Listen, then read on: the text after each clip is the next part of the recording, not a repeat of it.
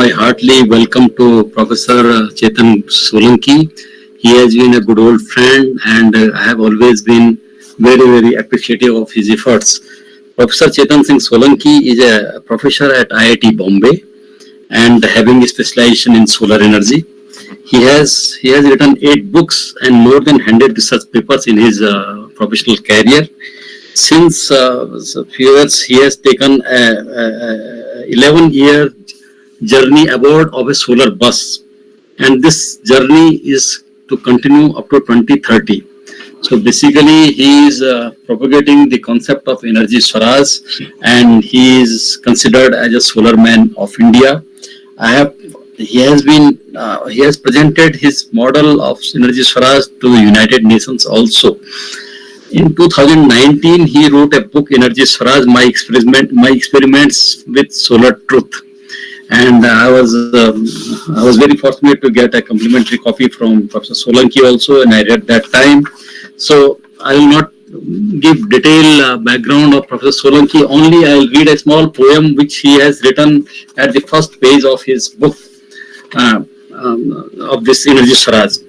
He writes, sometimes in our limited vision, we miss out the bigger picture.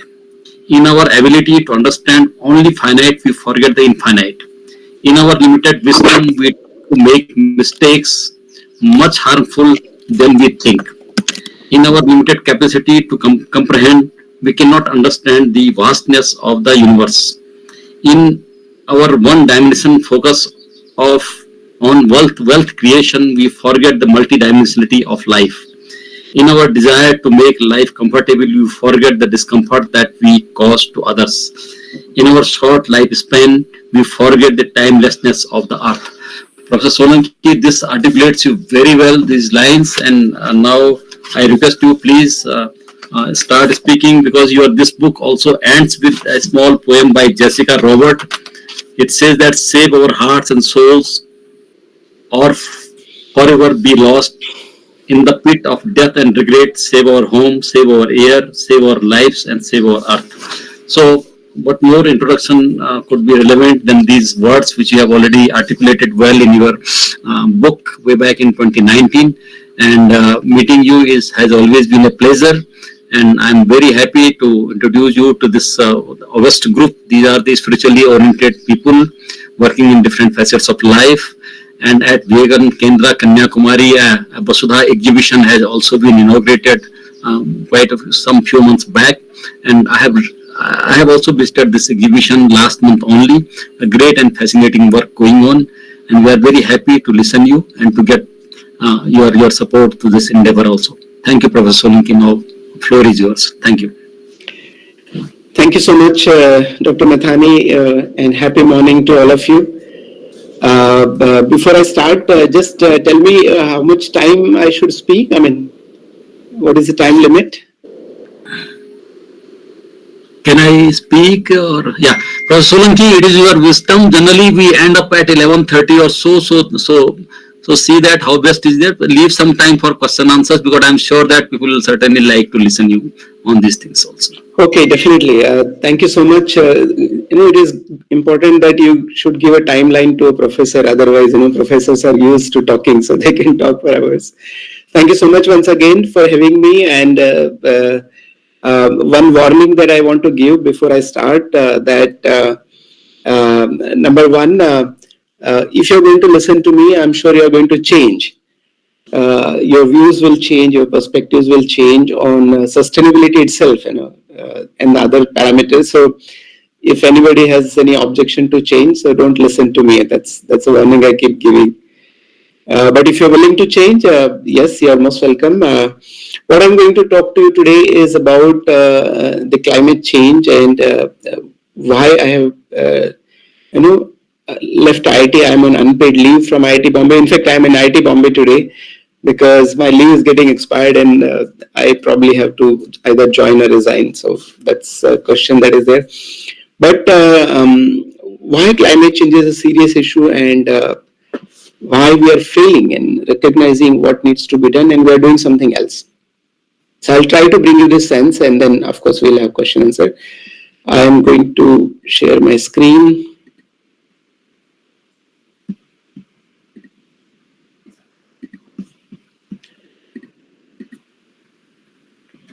All right. Is my screen visible? Yes, sir. Yes, it's Great. So basically, I will talk to you about climate change, why, etc., and why every institution and individual should become a climate action hub. Because we are in now and never kind of situation, and in this way, I'm going to introduce to what is called the finite Earth concept and finite Earth movement.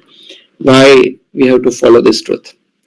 Well, I'm a married person and I have two daughters, but I felt that climate action needs much more than what we can do as a professor. So I have left my job. I have pledged, by the way, not to go home for 11 years. So last 4.5 years, the bus that you see here is actually my home.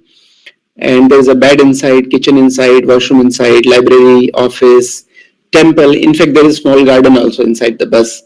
And there are solar panels on the top that powers every operation inside the bus. So that is where I have been living last 4.5 years without going my home or anybody's home, and meeting lakhs of people, talking to them, bringing them sense what we are doing and what needs to be done. So there are three objectives of what I'm going to discuss today. Number one, bring you clarity about what, why, when, and how of climate change. And I believe that more than 90% people don't understand this basics, fundamentals. Number two, I'm not going to be happy just you listening to me and praising what I'm saying or not doing, but it is important that everyone takes action, and that action has to begin from today. So just don't listen to me, do some action, take some action. And what action to be taken, I will tell you. Third important thing is I want to make it as a public movement. And long back when I started my yatra, we had decided that we will not take any government fund. We were taking CSR fund, but I see there's a lot of limitations and it doesn't allow what needs to be done, creating a public movement, reaching out to not millions but billions of people. So I really seek public support in creating this movement. So you are most welcome to contribute whatever small amount if you can. Let's start with the climate change. Well, climate has already changed, and rather it is accelerating. Summer, winter, monsoon are not same anymore. We can all feel the difference. Just last 8-10 days that I have been traveling across, I see everywhere this raining, cloudy. In middle of summer, we are in the middle of month, and that is the situation. In fact, I was in Indore previous to Mumbai, and I saw 6 to 7 days of very pleasant. It's like almost like a monsoon, and seasons are changing so fast that we end up saying that this has never happened. I have not seen this. ऐसा पहले नहीं देखा. ऐसी गर्मी पहले नहीं थी. ऐसी बारिश पहले नहीं थी. So not only that it has changed, the change is accelerating. As a result, every single year is a distinct and different year from the previous year. That is climate change. The pollution that we see in metros is not climate change. The deforestation is not climate change. The plastic piles are not climate change. The climate change is change in weather system, and a lot of people are not clear about this. Why it has changed? Well, there is only one reason why it has changed. A lot of people associate with many things, but if you think a little bit, you'll get at the root cause of climate change, and that is the use of energy, the carbon-based energy. And ever since we industrialized ourselves, 1850, we started using coal and then crude oil and then gas. But look at how fast the energy transition has happened beyond 1950. And today in 2025, we are using coal, oil, gas, solar, wind, biomass, hydro, everything. But the coal, oil and gas contributes to almost 80 to 85% of our energy mix, global energy mix. Which means that 80 to 85% of activities that we perform in our day-to-day life, we are consuming carbon-based energy. And whenever we use carbon, whenever you burn carbon, whether it is your kitchen or your vehicle or your lights or brushing teeth or wearing clothes, every action, whenever we use energy in one or other form, it results in this equation, carbon plus oxygen equal to carbon dioxide plus energy. And we all are the user of energy, and I keep reminding people that when you are brushing your teeth, actually you are using a lot of energy. You don't realize that brushing teeth is actually a dangerous activity. Why? Because for brushing teeth, you need toothpaste, toothbrush, water, pipe, motor, overheating, cement, concrete, wash basin, ceramic, mirror, taps, electricity, bulb. So many items that we use to perform a single simple activity of our life, lasting for 3-4 minutes, 5 minutes, is brushing our teeth. Imagine each of that item are very energy intensive items. Ceramic, iron, copper, they are all very energy intensive in their manufacturing. So when you use that, you are actually emitting carbon dioxide. When you are sending WhatsApp message, you are emitting 4 grams of carbon dioxide. When you are uh, using a paper napkin, you are emitting carbon dioxide. So every consumption is carbon emission. Please recognize, please write it down. Every consumption, every action on the planet in this modern world is carbon emission. And where do we throw this carbon emission? We throw this in this atmosphere. And this is the only place in the entire universe where human life is possible. There's no other place. So we throw all the carbon dioxide in the atmosphere. And I keep asking, what is happening to the atmosphere? With our science and technology, is the atmosphere growing? No, it is not growing. It is not growing. So what we have done, we have made atmosphere as our garbage bin. Every garbage that we generate in our day-to-day life, we all end up throwing in the atmosphere. An atmosphere is not growing. It is a garbage bin that is getting filled day by day, every minute of our life. The home, there is a garbage bin sitting at home. What we do, we can empty it, but this garbage bin, you can't even empty. It's just getting filled and filled and filled.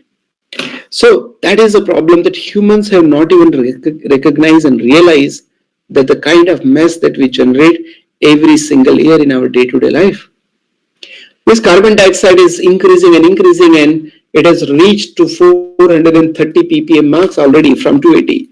That is 53-54% extra carbon dioxide, which means that humans have become so dangerous animal on this planet that they have added 53, they have changed atmosphere by 53%. No other animal on this planet is so dangerous as humans are.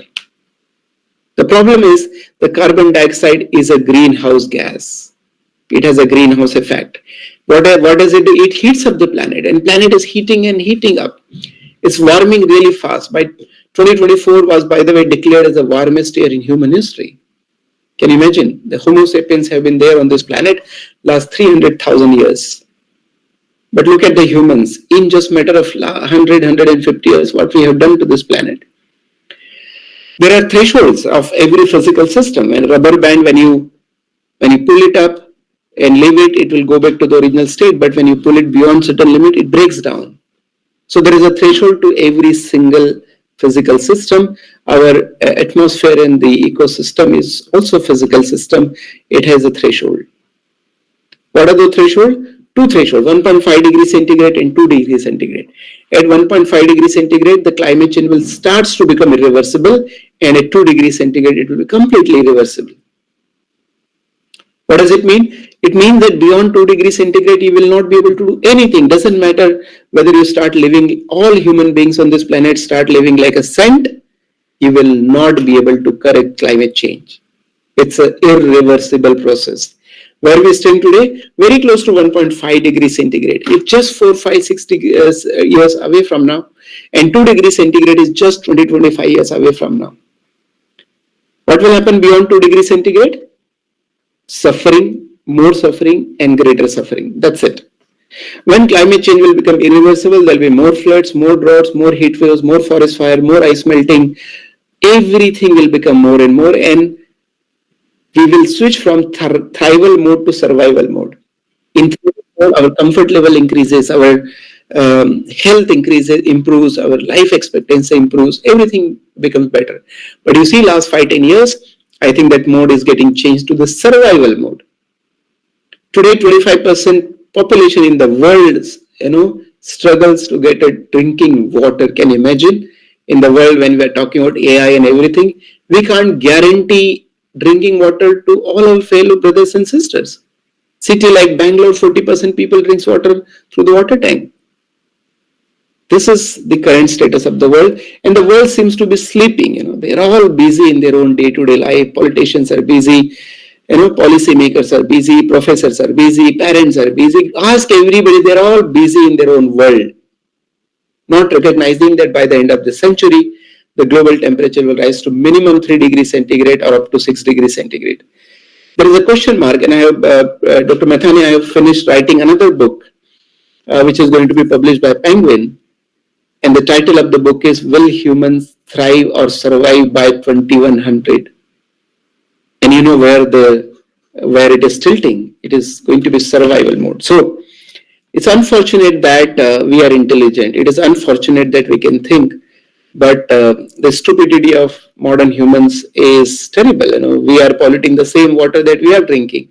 We are polluting the same air that we are breathing. We are polluting the same soil from which we are only going to eat, grow food and eat. What a stupidity. And then we call ourselves intelligent human species.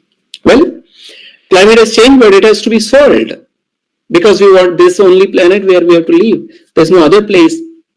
There is no other place on this planet where we can live. So we need to do something. What we need to do is what most people don't understand. 99%, I would say, people don't understand that the business as usual approaches of correcting and restoring environmental balance are not proving sufficient. Things are getting back to worse every single year. What is not proving sufficient? By the way, am I audible clearly? Are you all there? Yes, sir. Yeah. What is not proving sufficient is planting trees. I mean, you can plant as many trees as you want, and I feel that it is crazy that most people who think about environment, they think about planting trees. When you do a simple two-line calculation, you will come to know that planting trees in today's context is inconsequential. It has no impact on environment. Why? Because to absorb the 40 billion tons of carbon that we are all emitting, it will take us 6 to 7 trillion saplings to be planted every single year. To your knowledge, there are only 3 trillion trees that stand on the entire planet today. So planting trees is less than a 1% of solution. You should spend only less than 1% energy in planting trees. We should plant trees. I do plant trees. But that's not a solution for the climate change and environmental restoration. It is good for many other things. Collecting plastic. A lot of people are putting, there's so many NGOs, plastic collection, garbage. Yes, good. We should always keep things clean. But thinking that plastic collection and processing is the great thing for the environmental perspective, no, that's a mistake. Policy making. A lot of people are spending time and energy, and the whole world is thinking policy. But there are policies, Kyoto Protocol, COP meetings, Paris Agreement, Energy Conservation Act. There are so many policies that exist today. But despite more and more policy, the climate change is worsening every single year. People feel that technology development is a solution. And I say, no, that is not a solution. Why? Because technology has been growing. We are able to reach to the Mars and Moon. We have artificial intelligence. We have efficient solar technology. We have green hydrogen and whatnot. Is that solving the problem? No. The problem is getting worse every single year. Economic growth is another tool. People believe that it will work, but answer is no. With economic growth, world economy is growing, Indian economy is growing, but problem is growing even faster. So first thing I want you to understand today is business as usual approaches, which many people feel, Niti Aayog feels, ministries feels, NGOs feel is the solution, are not the solution. They are not the solution. Second thing I want to tell you that it is an urgent, climate change requires urgent attention. It's an emergency. You can't take it, you can't put it on a back burner. You can't do it tomorrow. You have to do it right now. You know why? Because it is going to be catastrophic. Your health, your economy, your food system, everything is getting affected, will get affected even more. And survival itself will become costly and painful. Therefore, we need to take this as an urgent action. There is no time to lose. But if the business as usual approaches are not the solution, then what is the solution? That should be the million, billion, and trillion-dollar question to everyone. What is the solution? Well, I'm going to ask you some questions. If you can answer me, Answer mean yes or no, you know the answer. But what we need to really recognize that there are some fundamental truths of the planet. 2 plus 2 can only be 4 is irrespective of whether you have artificial intelligence or not, whether you have ability to reach to the moon or not. 2 plus 2 can only be 4. So there are some fundamental truths of the planet that cannot change, and humans have forgotten that. If you give me answer in yes and no, you know the answer yourself, what needs to be done to solve such a catastrophic problem. Well, is the science improving? Yes.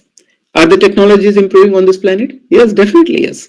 Are the economy growing? Yes, they're growing. But size of the planet Earth is growing. Is it growing? No, planet Earth is not growing. Is the amount of minerals growing? No. Minerals are constant. Humans cannot create a single atom on this planet. Whatever is there is fixed. Can we increase the amount of soil? No, that is also fixed. Everything on this planet is fixed and finite. Everything is fixed and finite. But humans have forgotten that. Humans think that, no, we should grow. GDP should grow. Production should grow. Consumption should grow. How come planet is not growing? Minerals are not growing. Soil is not growing. How come you can grow? See? And we are actually violating this simple basic principle of the planet, and that's the only truth. यही एक अनंत सत्य है. धरती का size fix है, धरती के सारे रिसोर्सेस फिक्स है, इसलिए हमारा कंजम्पशन भी फिक्स ही होना चाहिए. And let me repeat, the size of our planet is finite. Every resource on the planet is finite. Therefore, our consumption must be finite. That is the only way out. There's no other solution that can work. And as a result, that based on this thinking and my yatra and my experience of almost 5 years on the road, meeting lakhs of people, we have designed or redesigned, I would say, a movement, what I call is a finite earth movement. And our tagline is finite earth, finite consumption. So one reason why you should limit your consumption, because earth is finite. Second reason is because every act of consumption aids to the environmental degradation and climate change. Every act, whether you're using paper napkin or brushing your teeth or sending in WhatsApp message, you are all aiding to environmental degradation every minute of your life and my life. Well, so FEM, the finite earth movement, is a mass movement. We have to make it as a mass movement. It cannot be limited to few tens of millions of people. That is not the purpose of my yatra. Our target now is reaching to 1 billion people and reaching not only in awareness but action by 2027. So 2.5 years from now, if we can do that, that is our last chance. If not now, it is going to be never. Sorry. If not now, it is going to be never. So this is really last chance to fight against climate change and do whatever you can do. What is the solution? What is the action required? Well, when the planet is finite, the only action required is inaction. Inaction is the action for the climate correction. That is what I keep saying. What you have to do, you have to not do something. And when you have to not do something, you don't need money, you don't need time, you don't need technology. Therefore, whether you're American or African or Indian or whoever you are, rich or poor, young or old, everyone can join in this movement. Everyone can take action for climate correction. The poorest of the poor person can also take action for climate correction, because what is your action required is the inaction. The finite earth movement, or the FAME, is actually a global movement. It is global, and it is encompassing everything that people have been doing for the climate change and environmental. Everything. It is not only about soil, it is not only about solar, it is not only about plastic or trees, it is about every single act of our life. That's what it is all encompassing. It aligns with the mission life of the national mission of Prime Minister, where he said that we have to move away from the mindless to mindful consumption. So FAME is mindful consumption. FAME is global movement, and FAME is youth-centric. Why youth-centric? Because most of the people who are listening to me today in this podcast, we are all going to die in another 20, 30 years. And I keep saying that it is a poor child who is in school or college today. He has to live on the planet for another 60, 70, 80 years. He has to suffer more. As the time is passing, we the conditions are going to become more and more difficult. The child of today is going to suffer more what we have done. So therefore, it is important, it is our moral duty that we bring youth in this game. We have to educate them and empower them. So therefore, I invite all academic institutions, everybody, whether you're government, private, this, that, spiritual, non-spiritual, whoever you are, let us all unite today together in the finite earth movement. And I hope you are all going to join this, isn't it? Sure, sir. Thank you. So let us follow the 6 mantras of climate action. And this is important that you follow the 6 mantra. Otherwise, if you're not going to do that, what we'll do, we'll plant trees, we'll do that, and that will all remain as a feel-good gesture. And that is why, despite of tens and thousands of NGOs working in this field, climate change is worsening rather than solving. Why? Because they are not doing the right thing. They are doing the feel-good things. What are the first mantra? Recognize that climate is an urgency. It is an urgent subject. It is not, it cannot be done tomorrow. So I go to school, I go to university, and first thing I tell them, let us close our schooling for a month or 2 months. But let us start teaching climate action to our students. Let us close universities. Let us close other operations. Because if you don't understand the climate change and urgency, you're not going to take the right action. Second thing, recognize that the earth is finite and ever increasing consumption is not possible. So we have to limit our consumption. Third thing is, recognize that every act of consumption is a carbon emission. Fourth thing is, recognize that it is every individual who is consuming, not the government responsible for climate change, neither industry is responsible. A lot of people are confused because they blame government should do something, industry should do something. No, the driver of production, consumption, emission, everything is the consumer. It is the consumer who consumes that drives the toothpaste manufacturing. It is the consumer that drives the car manufacturing. So let us realize that I am the one who is consuming and therefore contributing to the climate change. And therefore I cause climate change and therefore I must correct. Fifth, climate correction starts with what is called 2P habits. And I'm going to bring you more details. Follow climate 2P habits and follow AMG for each 2P habit. Avoid, minimize, generate. I'm going to throw some lights on the fifth and sixth part of it in this. So inaction is the action for climate correction. Let us all join the movement. What do you have to do for joining the movement? You have to follow the 5 climate 2P habits. What is climate 2P habits? Well, 2P is our life divided into 5 categories of consumption. It is not one aspect. It is not only electricity.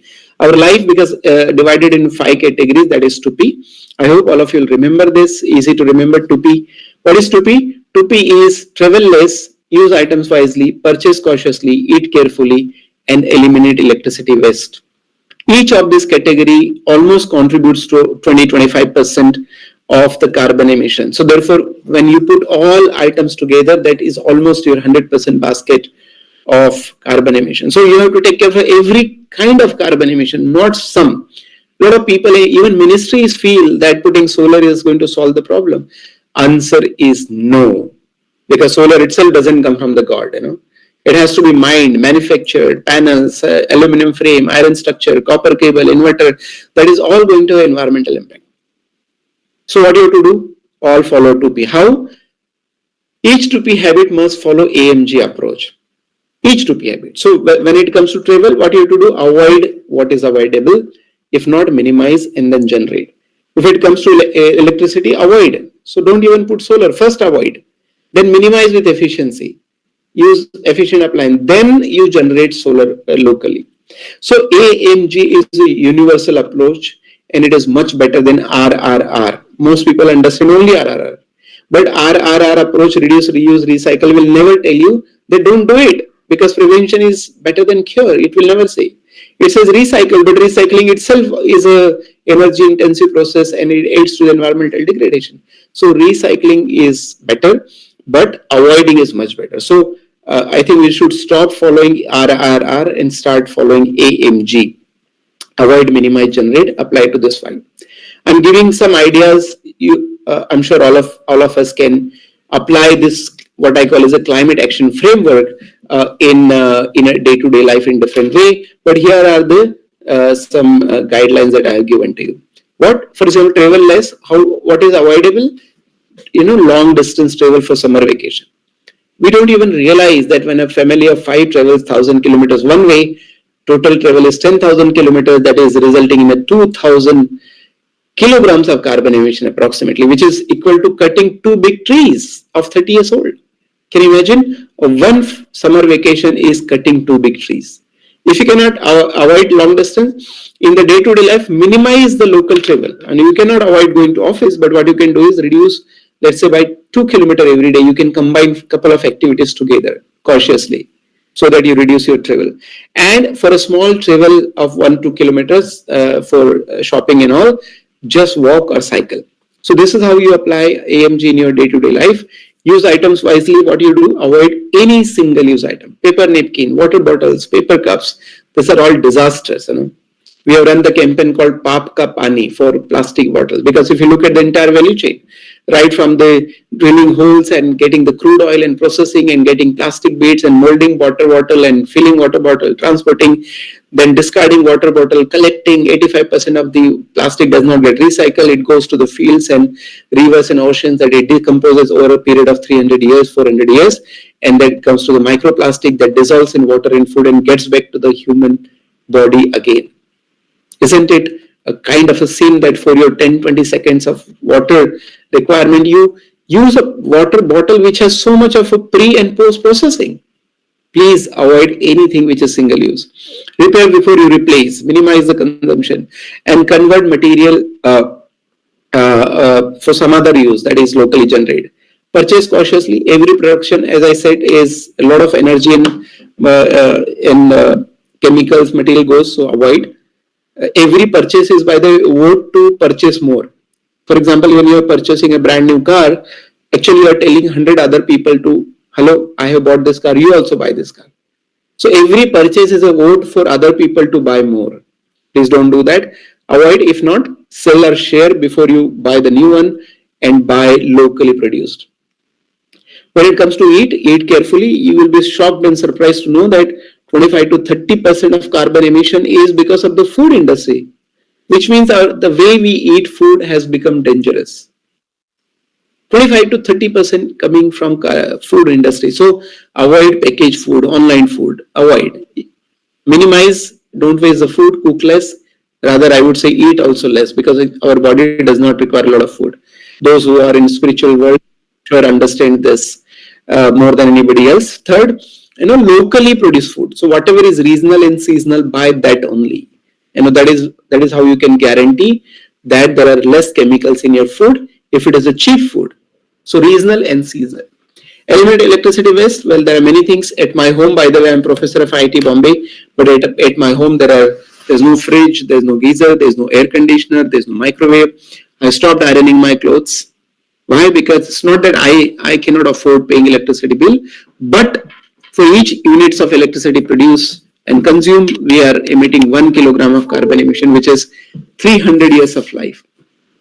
300 years. So every action that we take in particular electricity is a very inefficient process.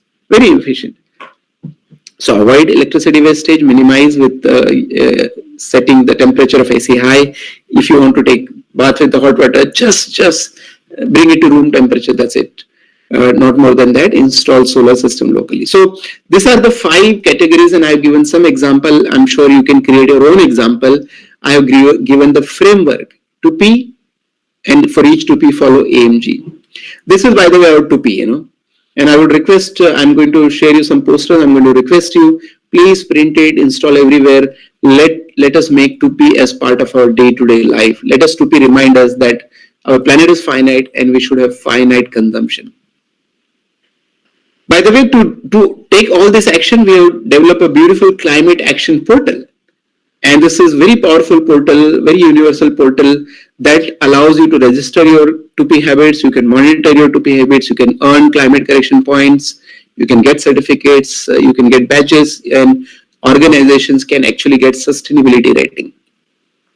So this is what our portal can do. There are 3 pillars that our portal allows you to do. As I said earlier, adopt yourself. First, you adopt. Be the change that you want to see. Don't tell others until you reduce.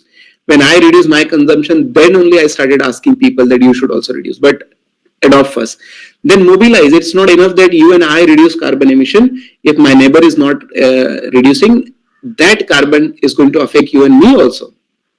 Carbon dioxide has no boundary. So it is our moral duty to mobilize and bring 10 more people on board. And third, again, I'm repeating, contribution is important, because it is not my problem. It is not enough that 100 million people join the movement. We need billions of people, and for that we need money. And that money should come from the people only.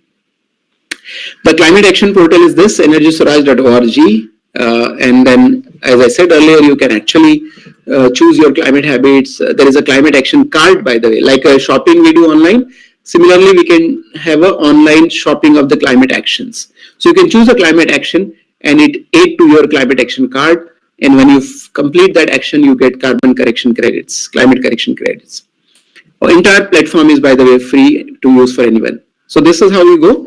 Go to our website, energyswaraj.org. This will be the landing page. Then you click on join the movement. This is the three way you can actually participate. You can participate as individual or organization or network leader. So Vasudha, for example, is an organization. What is the beauty of this portal? You can register as an organization. You get your own unique link, your own dashboard. With that unique link, you can start sharing and inviting other people. And everybody who joins the movement through your unique link, it will be appearing on your dashboard. So in a way, you know how much efforts that you're putting is actually getting successfully implemented. And through your unique link, each person will register and each person gets their own unique link.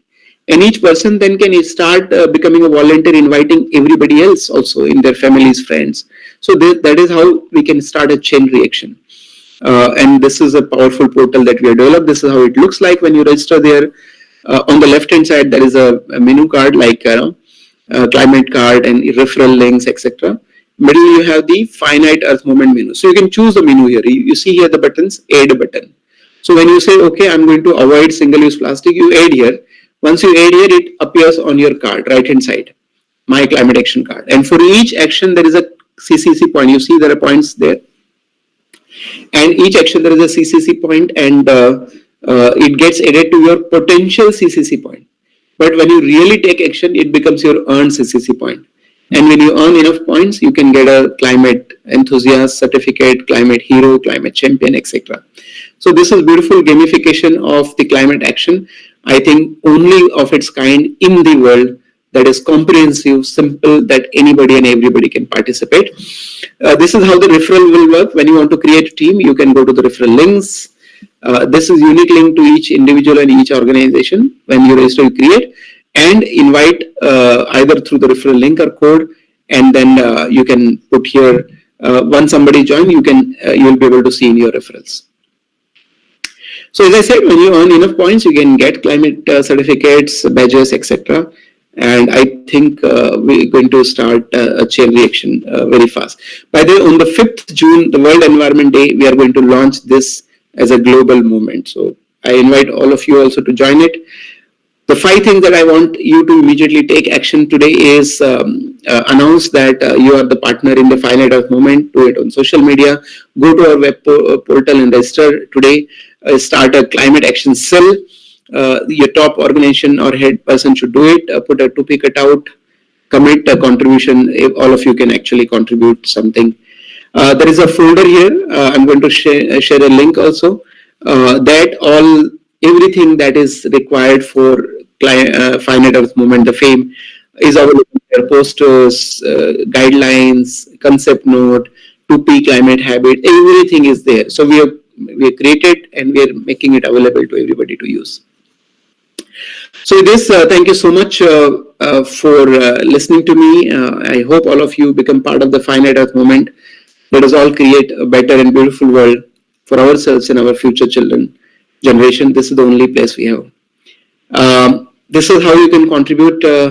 I'll leave this for the screen for some time. Want to. And thank you so much once again. And I'm open for questions now. Thank you so much.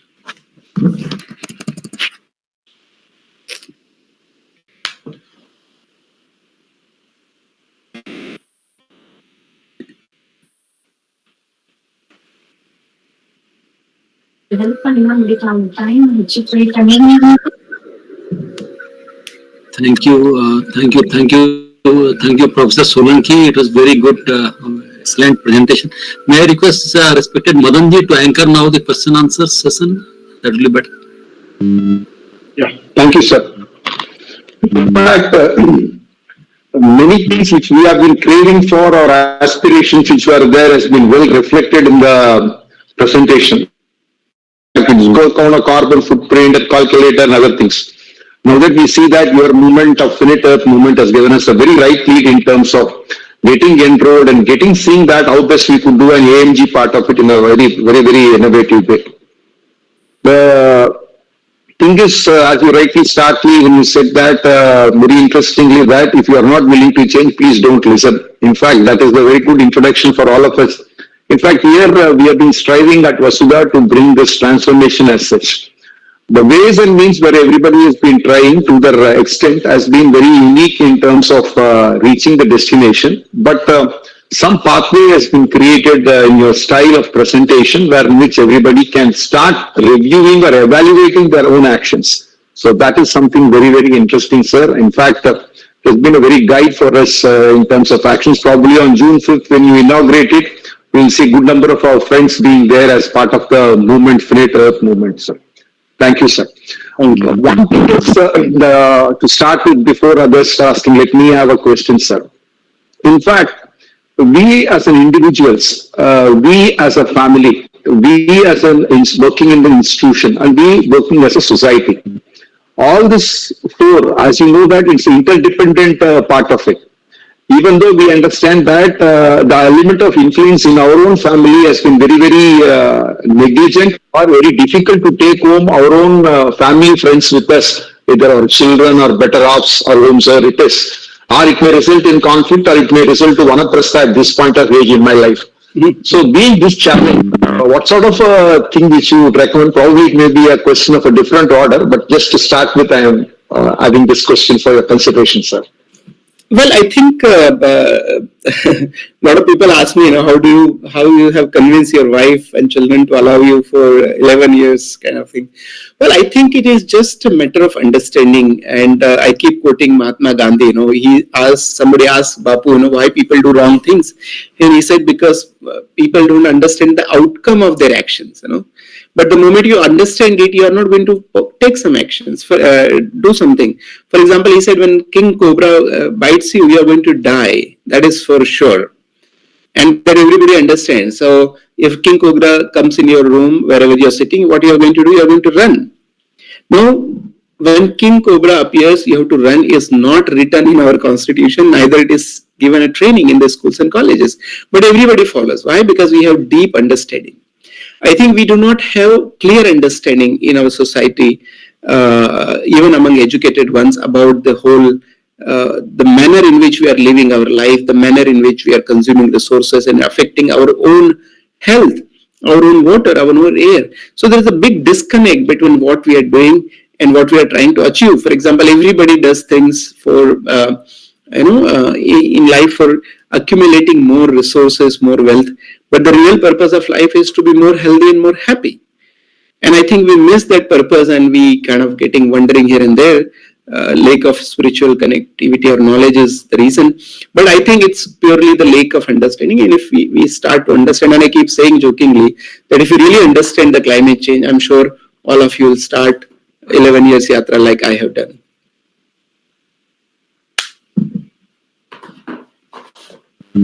Thank you, sir. Over to the members for reflecting on the presentation and taking it forward.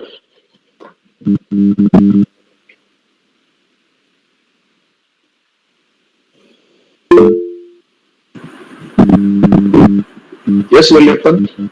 Yeah, thank you, Professor Solanki, for this excellent session. So my question is, there are some countries who are the biggest consumers and also they contribute a lot to the climate change. Say, for example, United States. Okay, and somehow their leadership is not of the. They still don't agree the concept or the fact that there is a climate change and that will lead to a disaster. And similarly, there are some more highest contributors also who are not at least agreeing to this line of this climate change and the disasters that will come as an outcome of it. So when all these big contributors are not able to come to a line and then take try to protect the earth, how how do you see things going forward for us? Well, first of all, it is technically correct that everybody is contributing, and there are some people who contribute more, and there are some other people who contribute less. There are some countries who contribute more, and there are some other countries who contribute less. It is always going to be there, and I think I would rather suggest not to use this argument. Yes, everybody has to be part of this game, because even 500 million people or 4 billion people in the world reduces carbon emission, and other 4 billion doesn't. It still affects everyone else also. So everyone has to take part.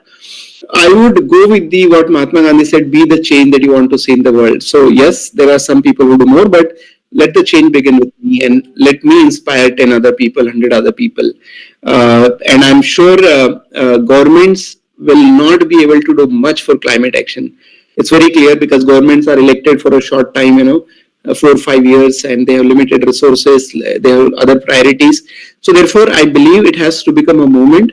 It has to become a movement driven by individuals, and those individuals should be American and African and Indian and everybody else. That is how I believe it should happen. So yes, a lot of people get into this argument that somebody else is doing more and they should do first more. No, I think that's not the right approach. That is the approach to create more, fight and more violence in the world, because you can't compare. 5 fingers are never same. So let us start ourselves, and let us create a movement. And doing it ourselves is another advantage for individuals, societies, countries. When we follow the 2P habits, what will become? Our consumption will reduce, our dependence on other country will reduce, our foreign exchange will be saved, our carbon emission will reduce, our need for money generation will reduce. So it is good for me, and if it is good for me, it is good for my society and my country also. India spends 17 lakh crore rupees in importing energy. That's huge. Dependency on other countries is huge. That's not good for any country, for that matter. So if I do all this thing, I will actually make my country lighter and contribute for the strengthening of the country. So I think that the better approach is reduce consumption, make your economy self-sufficient, self-reliant. That is what is going to aid to the strength of ourselves, and also it is going to solve the problem. Okay, thank you, sir. Actually, my point was mainly to say that, there is a saying that if you have to pull a cart, then all of us have to pull it in the same direction, so that we achieve the goal together. So that's the main intention. Otherwise, I fully agree with you that we should be the first one who should initiate the change.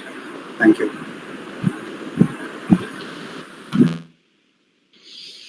Dr. Methani?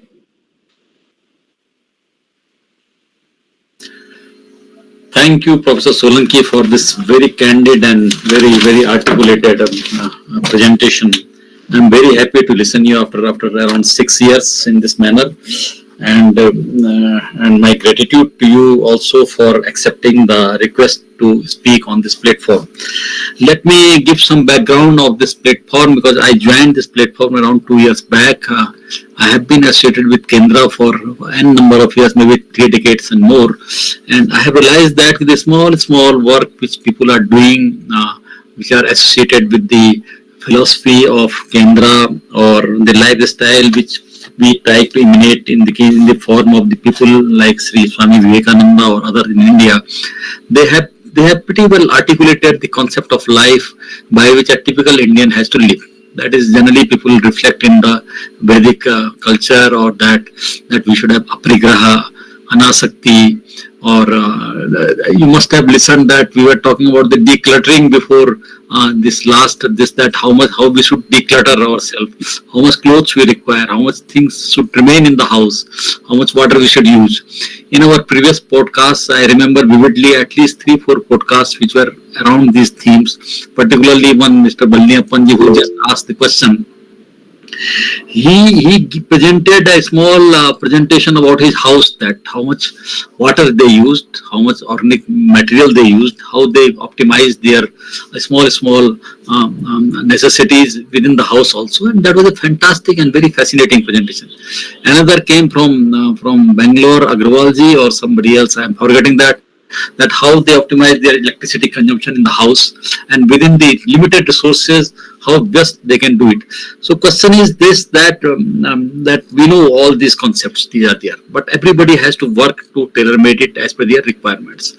There could be not fit for all solutions for all these things, depending upon the requirement, necessity changes, that is there.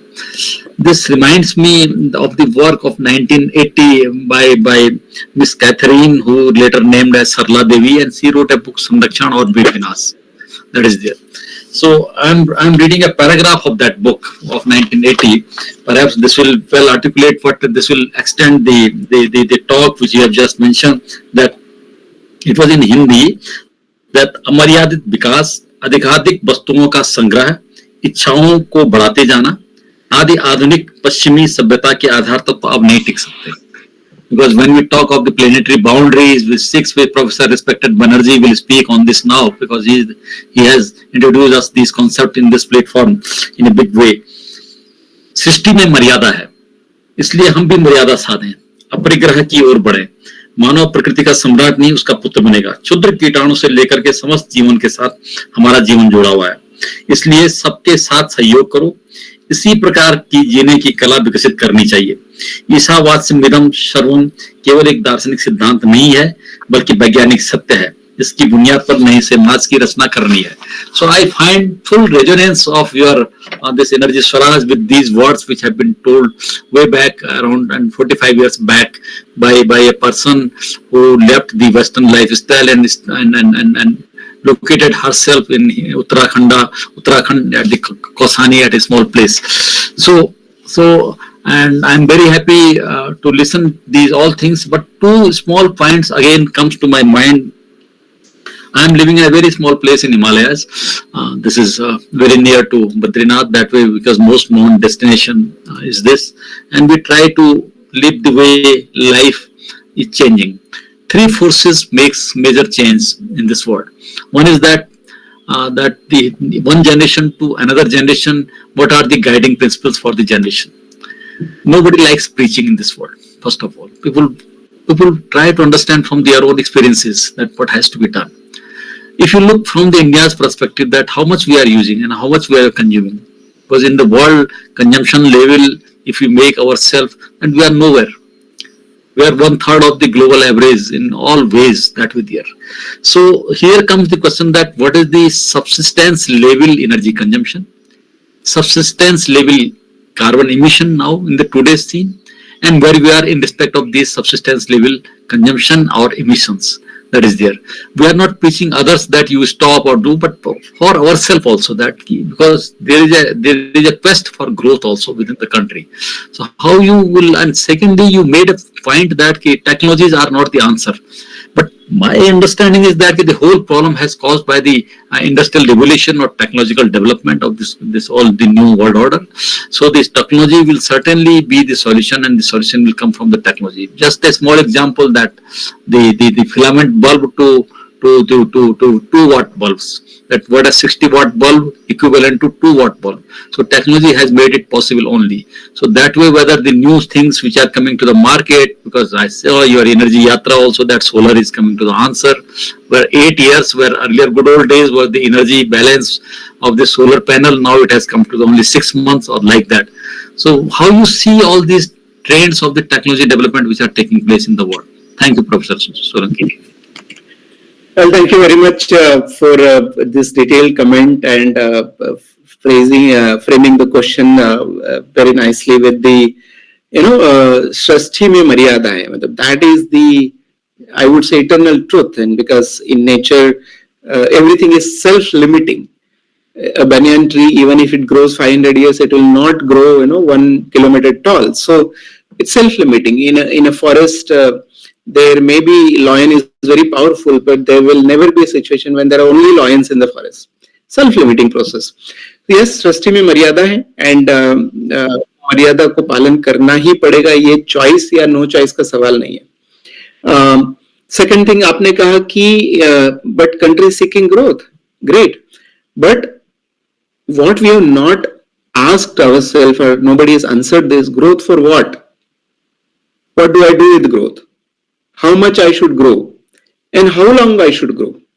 And I have been posing this question. I have given some 1600 talks now. I pose this question everywhere: how much to grow and how long to grow? You know what? Nobody has the answer. Even Prime Minister cannot answer, because we are trying to figure out the answer from the logical perspective. But the real answer will come from the philosophical perspective, and we are losing touch of philosophy. Why should we grow, and how much should we grow is very important question, and until unless we know the answer, we should not grow. But our blind growth of is resulting in air pollution, water pollution, soil pollution, climate change, global warming, increase in depression, increase in violence, increase in stress. I think there's only one parameter that is going right in this world today, that is GDP growth. Every other parameter is going in opposite direction. So therefore, what do I do with this growth, which is going to affect my own base of my life? I can live without AI, I can live without computer, I can live without mobile phone, I cannot live without breathing, I cannot live without drinking water, I cannot live without eating food. And air, water and soil are all polluted, and it is degrading faster than ever. What do I do with this growth? I think that is the question that we should ask. And this mindless growth or growth without limits is a characteristic of a cancerous cell. And we are growing like a cancer. And as a result, we are affecting ourselves. Otherwise, with the growth, I keep asking, people say, why should we grow? People say, sir, prosperity increases with the growth. I said, wow, India has been growing with a rate of 4, 5, 6, 7% ever since we liberalized our economy in 1991. And every time when GDP grows by 5%, our prosperity is growing by 5%. It should result in growth and smile by 5%. Is that happening? Our faces should shine more every single year by 5%. No, that's not happening. Rather, depression is growing. Rather, stress is growing. So there is something wrong with this growth model. Not there is something that is terribly wrong with this growth model, which is, we are digging our own graves by doing so. So how much to grow, how long to grow? Let us first figure out that, and then we talk about more growth. Lastly, you mentioned about the technology. Well, two things let me quote. One is Einstein, a famous scientist. One of his very, very famous quotes, it was something like this. He said, the very same consciousness that has created the problem cannot be used to solve the same problem. And what has created the problem? Our desire to do more, run faster, have bigger building, more comfort and all this. And how are we solving the problem? By doing more technology, more solar, more wind, more this, more that, more EV. No, that is not the answer. You have to get out of this framework and then figure out the solution. You have given example of LED. Let me tell you that how LEDs are not the solution. Yes, LED has become more efficient, but there is a theory called Jevons paradox. You can all Google it. What does this say? It says that whenever efficiency increases, it results in a greater consumption. And LED is a great example of that. Yes, LEDs have reduced increases the efficiency, reduce the power consumption. But what it has done, it has increases the number of lights installed in our rooms and houses and in public places and private places. Look at how many LEDs are there. Look at how the shops are there. So therefore, it is very clear that technology is good, it is important, but relying that efficient technology, more technology can solve the problem is a wrong understanding. It is not going to work until unless you follow the first principle that I told. There is only one truth. The size of our planet is finite. Every resource is finite. The first thing you should do is limit your consumption. Now, how much to limit? Of course, it will change depending on the geographical condition. And what is required for a person living in Jammu Kashmir is different than what is required for a person living in Kanyakumari. So there are two different conditions. But that's why I have given a framework, not absolute numbers, because you can one size can never fit all. So it is a framework that is going to work. That yes, follow the 2P habits and follow AMG. Now that AMG parameters will be different for a person in Jammu Kashmir and for different for Kanyakumari, and that's why instead of putting one kind of rule for everyone, we have created a climate action framework that whether American, African, Indian, everybody can adopt in their own condition and find out. Lastly, you said what is the carbon energy consumption per and carbon emission per capita. I think we are already far too much, and it has to be negative right now. And prevention is 1,000 times better than cure, and therefore, rather than investing in technology, which we should do it at a later stage, but the first thing is avoid what is avoidable. And that is the fastest, simplest, most impactful action that you can take for climate correction.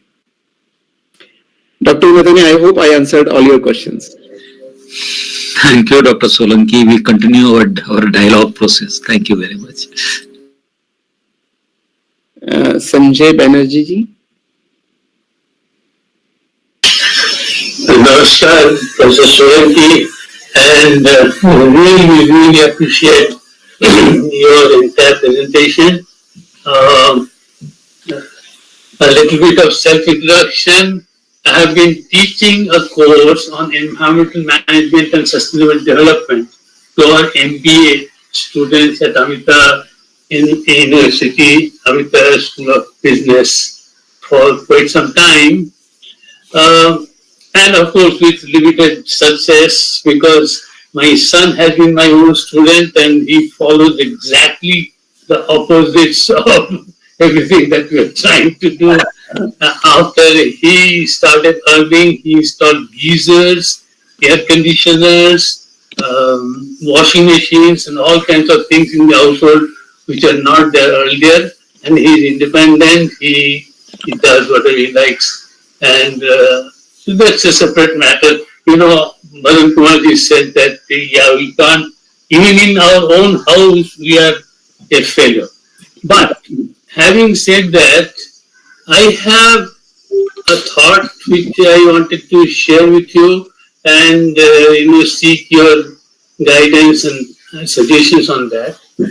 What I see around, I have a granddaughter, who is just past class 10 and going into 11th, etc., etc. So what I see all around myself is that people, everybody is kind of running and running and running after getting more and more and more, and they're just not at all concerned that it is having an impact on their own lives in future, particularly I'm talking the granddaughter. So I have this idea that from the very schooling system, the basic education that we offer to our children as to what one should aspire for life, I think there it is absolutely essential to bring in this simple concept that you said, that the earth is finite and therefore consumption has to be finite, and each one of our actions is actually a consumption, and that one message needs to be drilled into children first of all, so that they don't grow up into consumers. They grown up as sustainable consumers or sustainable citizens, whatever it is.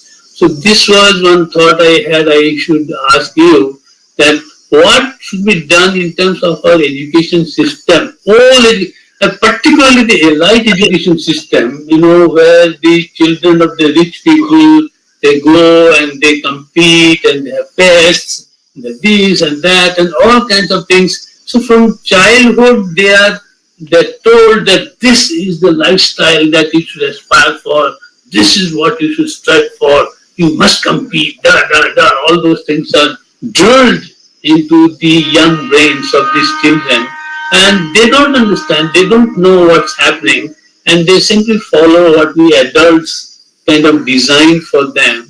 So there I think, I believe that something needs to be done drastically. something drastic needs to be done. Well, What do you think? yeah, thank you very much, and very important point. And this just two messages that you initially told, that Earth is finite and every action, every consumption is a carbon emission. If we can inculcate this two very thoroughly in our day-to-day life, I think we will be good in terms of sustainability. Well, our education systems definitely needs to be changed, but I'm fortunately part of all systems. You know, I was a member of New Education Policy. I'm a member of NAC, NBA, associated with AICT, CBSE.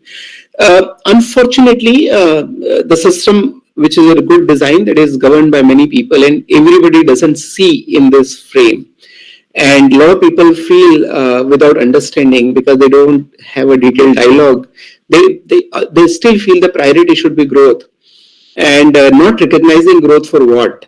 And therefore, and that is one thing. Second thing, I have realized that the changing the education system, and you said elite education, that is even more difficult. I am professor of IIT Bombay. I know how hard it is to get the same appreciation what I said here. So changing the system is going to be difficult. It is going to be government dependent, time dependent, and therefore my belief is that, because the message is very simple, let us bypass this education system and reach out to the every individual directly, because we don't have time. I told you the timelines for 1.5 degrees centigrade of global warming and 2 degrees centigrade. New education policy, for example, announced in 2020, even in 2025, there are no textbook available from that system. So it is going to take a lot of time, and we don't have time. And that's why I keep stressing again and again, we need to create a public movement where we go beyond logic, where we go beyond the economic decision making, where we go beyond everything and decide only one thing: I have responsibility to let my children live on this planet. And for my children to live on this planet, they need three things. They need pure air to breathe. They need water without filtering to drink, and they need pure chemical-free food.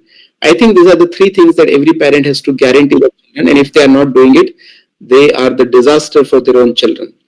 And we are a disaster for our own children. And I keep saying, by the way, everywhere, कि आपके बच्चों को मेरे साथ 1 घंटा छोड़ दो, सिर्फ 1 घंटा, और आपके बच्चों को जब रियलाइज होगा कि मेरे पेरेंट्स ने, जिन्होंने 30-40 साल जीवन जिया, उन्होंने धरती की क्या 12 बजाई है, आपको घर से निकाल देंगे.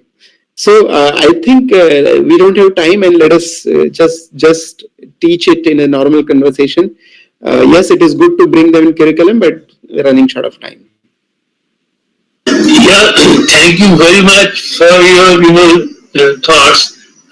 So, taking it one step a little bit further, is it possible in your finite Earth movement to create a special section for the teachers of schools in primary and secondary levels, and those teachers are specifically approached, and like you are saying, outreach 1:10, but I believe that 10 that I approach, if one of them at least is a teacher, and then I'm able to convince a teacher that, look, this is what you need to teach to your students, or you try to do it, that may be a little more effective than simply going 1:10, etc., etc.